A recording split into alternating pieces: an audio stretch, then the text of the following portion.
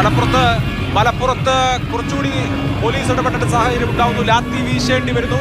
ഇടുക്കിയിലും മാവേലിക്കരയിലും സംഘർഷം ഉണ്ടാവുന്നു. അത് ദൗർഭാഗ്യകരമാണ്. ജനാധിപത്യത്തിന്റെ ഏറ്റവും മഹത്തായ ഒരു മൊമെന്റ് സംഘർഷത്തിലേക്ക്, കയ്യാങ്കളിയിലേക്ക് പോകുന്നത് ഗുണകരമല്ല, ആരോഗ്യകരമല്ല. പക്ഷെ മലപ്പുറത്ത് തുടക്കം മുതലുണ്ടായ സംഘർഷം അയയാതെ നിൽക്കുകയാണ്. സ്ഥാനാർത്ഥികൾ അടക്കം അവിടെ രംഗത്തുണ്ട്. പക്ഷേ അവിടെ ഇടത് സ്ഥാനാർത്ഥി നിൽക്കുന്നതിന് തൊട്ടടുത്തായിട്ടാണ് സംഘർഷം ഉണ്ടാവുന്നത് എന്നുള്ളത് നമുക്ക് കാണേണ്ടതാണ്. പോലീസ് അവിടെ ഇടപെടുന്നുണ്ട്. നേരിയ സംഘർഷമുണ്ട്.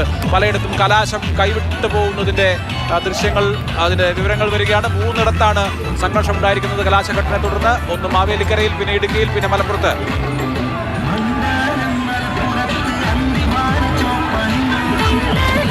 അഭിലാഷ്, ഏറ്റവും സാധാരണക്കാരായ മനുഷ്യർ, രൂക്ഷമായ വെറുപ്പുകളും അതിലും രൂക്ഷമായ സ്നേഹങ്ങളുമുള്ള സാധാരണക്കാരായ മനുഷ്യർ തെരുവിൽ അവർ മുഖാമുഖം നിൽക്കുമ്പോൾ അവർ നെഞ്ചോട് ചേർത്ത് പിടിക്കുന്ന പ്രസ്ഥാനത്തിന് വേണ്ടി അല്ലാതെ മറ്റാർക്ക് വേണ്ടി ഞാൻ മരിക്കും എന്ന് പോലും തോന്നിപ്പിക്കുന്ന വിധത്തിൽ സ്വന്തം ആവേശം പൊട്ടിക്കയറുന്ന ആ ഘട്ടത്തിലൂടെയാണ് കടന്നു പോകുന്നത്. നമുക്ക് കാണാം. പക്ഷേ ഈ അഗ്രസീവായ ഈ സമീപനങ്ങൾ മറ്റ് പല മണ്ഡലങ്ങളിലെയും തലപ്പാടി തൊട്ട് കളിയിക്കാവിള വരെയുള്ള 100 മലയാളങ്ങളുടെ 20 മണ്ഡലങ്ങളിലെ എല്ലായിടത്തെയും ഓരോ വോട്ടറുടെയും ഹൃദയമിടിപ്പുകളെ അത് കാണിക്കാനുള്ള ആ അവസരം നഷ്ടമാക്കുന്നു എന്നത് സത്യം പറഞ്ഞാൽ ജനാധിപത്യത്തിന്റെ നഷ്ടമാണ്.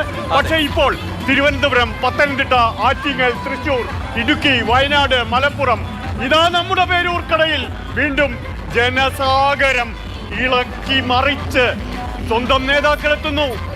അവർക്കായി ജനങ്ങൾ തിരമാല കണക്കെ വീണ്ടും മുദ്രാവാക്യങ്ങൾ മാനത്തേക്ക് എറിഞ്ഞുകൊണ്ട് ഓരോ വോട്ടും തങ്ങൾക്കായി പിടിച്ചെടുക്കാൻ കടന്നെത്തുന്ന നിമിഷങ്ങൾ. അതെ, ഇനി 40 മിനിറ്റിന്റെ ദൈർഘ്യം മാത്രമേ ഉള്ളൂ.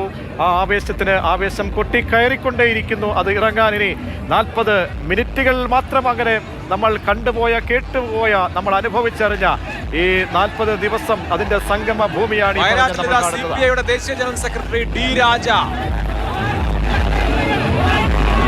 മലപ്പുറം സംഘർഷം. പോലീസ് കൂടുതലായി വിന്യസിക്കപ്പെട്ടിരിക്കുന്നു. പ്രവർത്തകർ അത്രത്തോളം കൈവിട്ടു പോകുന്ന ഒരു സാഹചര്യം ഉണ്ടായി എന്നാണ് മനസ്സിലാക്കുന്നത്. നമ്മുടെ ഇലക്ഷൻ പോലെ ഏകപക്ഷീയമാണെന്ന് പറഞ്ഞാലും പ്രചാരണം അങ്ങനെയല്ല. ഇടതുമുന്നണി ഇത്തവണ 2 കൽപ്പിച്ചാണ്. അതിന്റെ വീറും വാശിയും ഒക്കെ കലാശക്കൊട്ടിലും കാണുന്നു. തൃശ്ശൂരിൽ നമുക്ക് കെ മുരളീധരനെ കാണാം. ക്രെയിനിലൂടെ സ്ഥാനാർത്ഥികളെ മാനത്തേക്ക് ഉയർത്തുന്ന എവിടെയാണ് ആറ്റിങ്ങലിലും പേരൂർക്കടയിലും നമുക്ക് ക്രെയിനുകൾക്ക് മുകളിൽ സ്ഥാനാർത്ഥിമാരെ കാണാം. ശശി തരൂരും അച്ചൂമ്മനും പേരൂർക്കടയിൽ.